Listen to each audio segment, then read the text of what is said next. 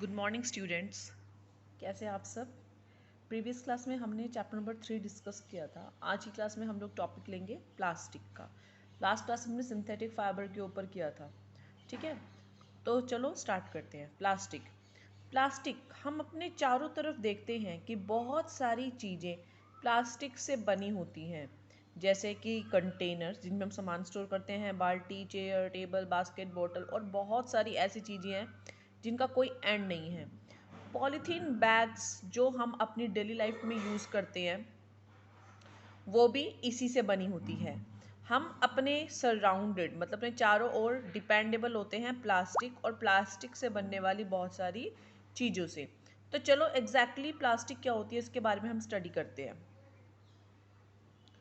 Plasticity plasticity एक ऐसी property है किसी भी मटेरियल की, किसी भी सामान की, जिससे कि हम उसको किसी भी तरह की शेप में, किसी भी तरह के आकार में मोल्ड कर सकते हैं, यानी मोड़ सकते हैं।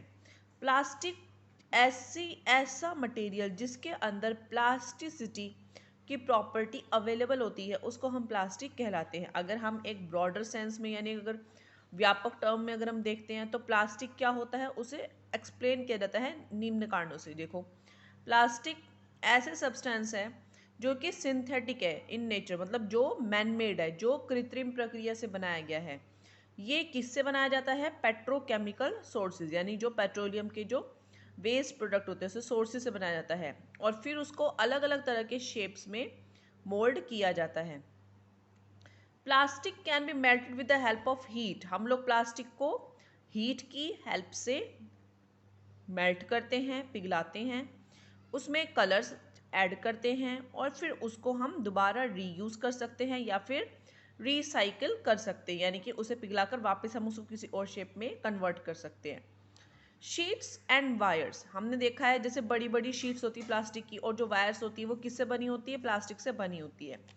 Plastics are polymer in nature. Plastic का नेचर कैसा होता है? पॉलीमर।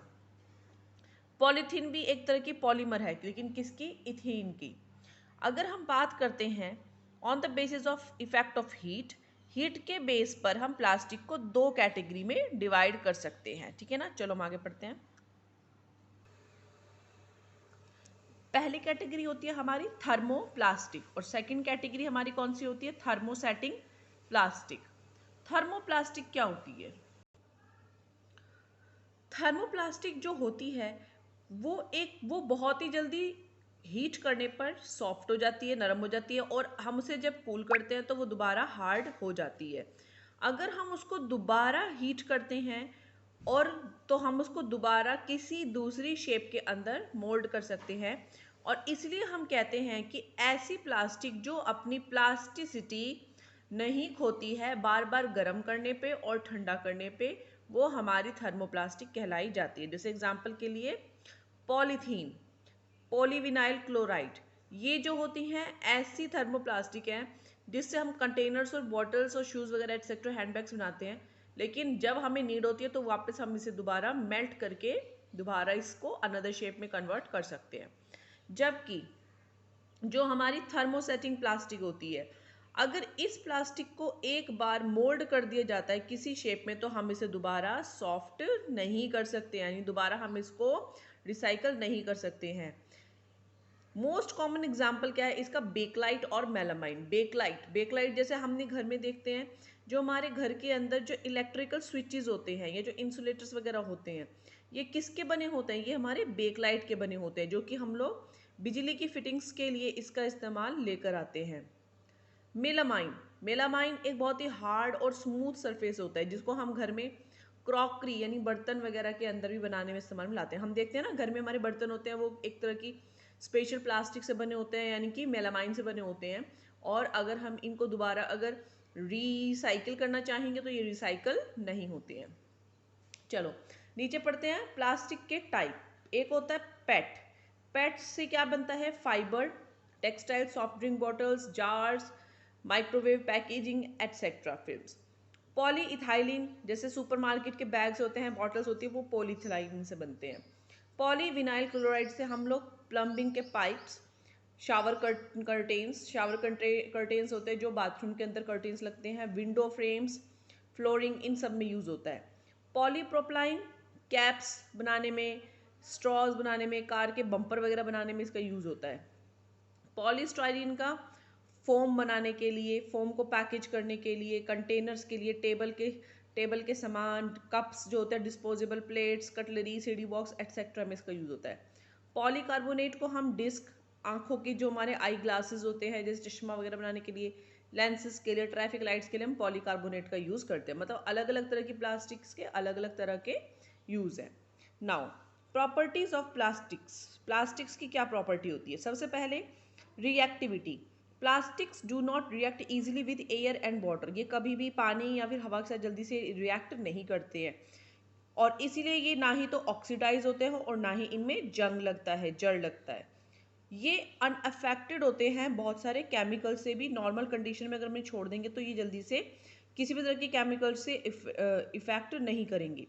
इसीलिए इनके अंदर खाना स्टोर करके रखना या कोई दूसरा मटेरियल स्टोर करके रखना आइडल माना जाता है। सेकंड है property light weight and durability, यानी कि इसका जो वजन होता है वो हल्का होता है और ये लंबे टाइम तक चलता है। Plastics are light in weight and durable. Plastic जो होते हैं वजन में बहुत हल्के होते हैं और बहुत ही ड्यूरेबल होते हैं, मतलब लंबे टाइम तक चलने वाले होते हैं। इसीलिए हम लोग क्या देखते हैं, घर के जो कुछ सामान होते हैं, हाउस होल्ड सामान बनाने में, घर के या फिर इंडस्ट्रीज के जो प्रोडक्ट्स होते हैं उसे बनाने में इसका यूज़ किया जाता है। इसकी जो प्रॉपर्टी होती है ये से, जैसे कि हम देखते हैं जो एयरक्राफ्ट जो एरोप्लेन में जो एरोप्लेन के अंदर कुछ सामान बनाने में या फिर स्पेस के लिए जो शिप्स होते हैं उसके क्राफ्ट्स बनाने में इसका यूज़ किया जाता है। बकेट्स, मग्स, क्रोकरी और बहुत सारी चीज़ों को बनाने के लिए इसका यूज़ किया जाता है।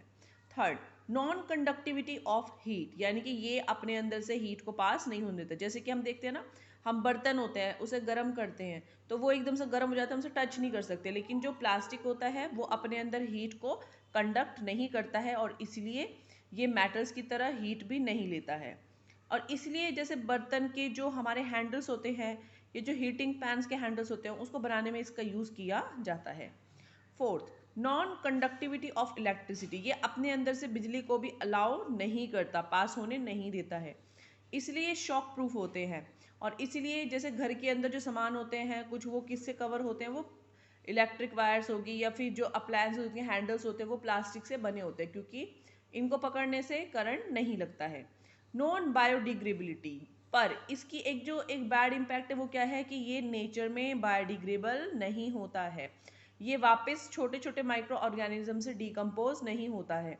और इसी के कारण इसकी जो क्वालिटी क्या बन जाती है यहाँ पे कि इसको किसी भी तरह का कोई फंगस, कोई इंसेक्ट, कोई कीड़े इसको हार्म नहीं पहुंचा सकते और ये लंबे टाइम तक चलता है। लेकिन ये जो होता है नॉन बायोडिग्रेबिलिटी, ये एक तरह से एक एनवायरनमेंट को बहुत ही हैजार्ड, एनवायरनमेंट को नुकसान भी देता है। कैसे देता है चलो पढ़ते हैं। प्लास्टिक एनवायरनमेंट में हैजर्डनेस देता है, यानी कि नुकसान पहुंचाता है। कैसे पहुंचाता है? हमने अक्सर देखा है कि कैंपेन्स होते हैं, मिशंस होते हैं जिसमें यही होता है कि भाई प्लास्टिक को यूज़ मत करो। इसके अपोजिशन में पूरा वर्ल्ड बोलता है। क्यों बोलता है? क्योंकि प्लास्टिक जबकि एक वर्सटाइल मटेरियल है, बहुत लंबे टाइम तक चलने वाला मटेरियल, लेकिन फिर भी लोग इसके अगेंस्ट होते हैं। क्यों होते हैं? क्योंकि इसका आंसर है इसकी नॉन बायोडिग्रेबिलिटी, यानी कि वापस ये माइक्रो ऑर्गेनिज्म के द्वारा मिट्टी में नहीं मिलता है और इसी कारण ये हमारे अर्थ को नुकसान पहुंचाता है। मोस्ट ऑफ द सब्सटेंस, बहुत सारे सब्सटेंस है, paper, cloth, wood, organic waste, ये वापस डिस्पोज हो जाते हैं एक थोड़े पीरियड के बाद, जैसे हवा, पानी, हीट या माइक्रो ऑर्गेनिज्म से।